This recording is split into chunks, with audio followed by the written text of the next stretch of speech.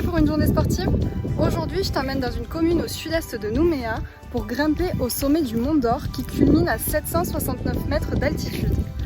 Viens avec moi, je te promets des paysages à couper le souffle.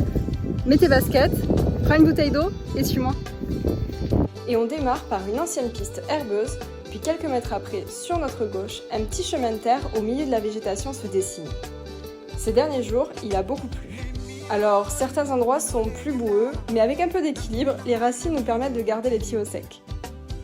Ce sentier est celui du passage par la corniche, où la vue sur la côte est magnifique. Pour la descente, tout à l'heure, nous passerons de l'autre côté, par le sentier de Ploum, pour plus de diversité et de découverte.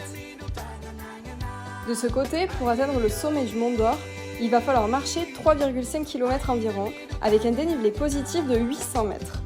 Autant vous dire qu'on va monter des escaliers pendant 2 heures non-stop, donc ça ne va pas être de tout repos pour nos fessiers et nos quadriceps. Mais une fois en haut, vous ne serez pas déçus. D'ailleurs, privilégiez plutôt de faire cette ascension très tôt le matin pour éviter la chaleur et les brumes qui envahissent souvent le sommet. Cette randonnée est très connue pour ses paysages magnifiques et ses couleurs vives qui contrastent entre la terre rouge orangée et le lagon bleu turquoise en arrière-plan. Ambiance montagnarde entre ciel et mer. Tout au long de cette balade, on en prend plein la vue. On aperçoit aussi les îlots au sud, comme l'îlot Bailly ou l'îlot Charbon, et du sommet, on peut admirer une partie de la province sud. Allez, encore un petit effort, on y est presque. Sur le chemin, je croise d'ailleurs cette belle orchidée sauvage. L'antenne est là, c'est que nous sommes arrivés. Le point de vue est sublime, on surplombe toute la côte sud. Je profite d'être ici pour faire ma petite pause pique-nique avec vue panoramique. Un spectacle qui mérite de prendre le temps de l'apprécier.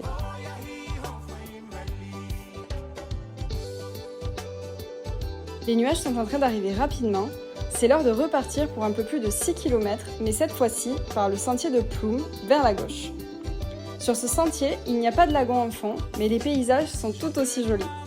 La terre orange donne des allures de Far West américain. Sur le chemin, je trouve plusieurs petites étendues d'eau où la terre se transforme en argile.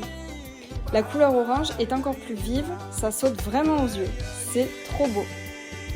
Regarde ici, on dirait même qu'un géant a laissé son empreinte de pied et les craquelures de l'eau asséchée me font penser au désert. Plein de curiosités qui nous emmènent très vite dans un paysage tout droit sorti de notre imaginaire. Je poursuis et en descendant, j'aperçois un panneau qui indique que dans les environs, il s'agissait d'anciennes mines. D'ailleurs, sous nos pieds, on sent que le sentier est formé par de nombreux minéraux. Je poursuis jusqu'en bas en petite course à pied. Et ça y est, je retrouve le panneau qui indique le début du sentier par Ploum. D'ailleurs, si vous voulez faire le plein d'eau de source, poursuivez un peu plus haut sur la route pour atteindre les fontaines du Mont d'Or.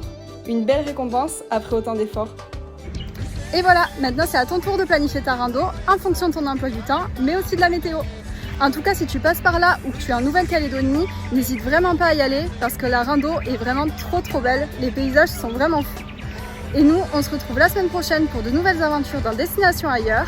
Si tu fais la rando ou que tu prévois de la faire, mentionne-le moi en commentaire. Tata!